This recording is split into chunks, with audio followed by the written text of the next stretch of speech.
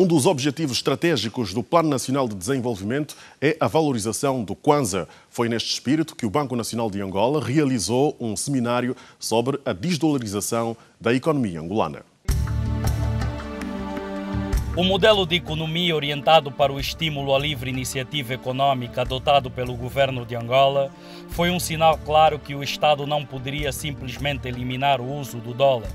Até 2001, o sistema financeiro angolano continuou a registrar 82% de depósitos em moeda estrangeira, formando um quadro de efetiva dolarização financeira, um panorama que tem bases na história do país. Na altura da extinção da convertibilidade do dólar em euro pelo governo de Nixon, em 1971, a nação angolana estava ainda a viver a saga história para renascer como nação soberana. O que conseguiu, a 11 de novembro de 1975, ressurgindo das cinzas de 4 séculos do colonialismo e de 20 anos de luta da independência, o que de certo modo leva-nos a refletir que a primeira providência tomada ainda na fase de transição para a independência foi evitar o desmoronamento de todo o sistema monetário e financeiro e assim ainda na fase da transição da independência, a 14 de agosto de 1975, adotou-se a ação conhecida como a tomada da banca. Seguiu-se mais tarde a substituição da moeda do colonizador pela moeda nacional, o Kwanza, que entrou em circulação a 8 de janeiro de 1977.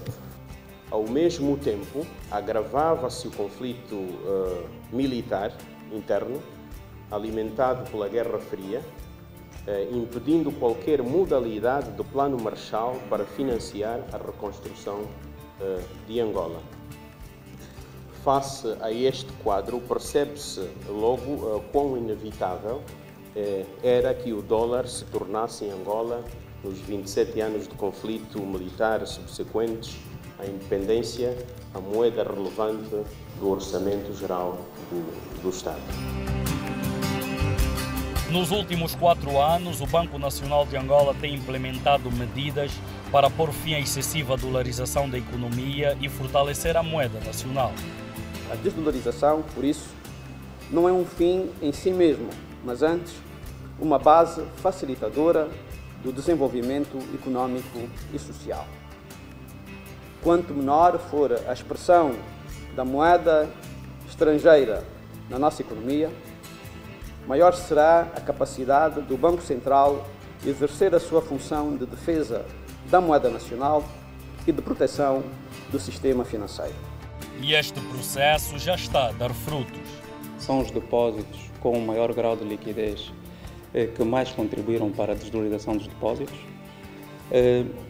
Foi o crédito ao setor privado de médio prazo aquele que mais contribuiu também para a desvalorização do crédito, e depois, na abordagem empírica que fizemos aos determinantes da desvalorização, vimos que quer o novo quadro regulamentar como a estabilidade macroeconômica são fatores importantes para que se garanta um processo de desvalorização num ambiente de estabilidade. A desdolarização da economia e o relançamento da agricultura e da indústria tornaram intensivo o uso da moeda nacional. As instituições bancárias e as associações empresariais definem o processo como necessário e de grande valia para o setor produtivo nacional. Este objetivo de desdolarizar a nossa economia tem nos industriais e no setor produtivo nacional um forte aliado, uma vez que uma economia excessivamente dolarizada é uma economia mais propensa ao consumo externo do que ao consumo nacional. Portanto, nós precisamos de ter mais facilidade de circulação da moeda nacional do que do dólar. Porque o dólar tem sempre sentido de exportação e de importação. É um processo necessário, não é um processo novo, não é um processo ligado apenas, única e simplesmente à economia de Angola. é um processo que já se experimentou ao nível de outras economias, inclusive até ao nível de economias de países africanos.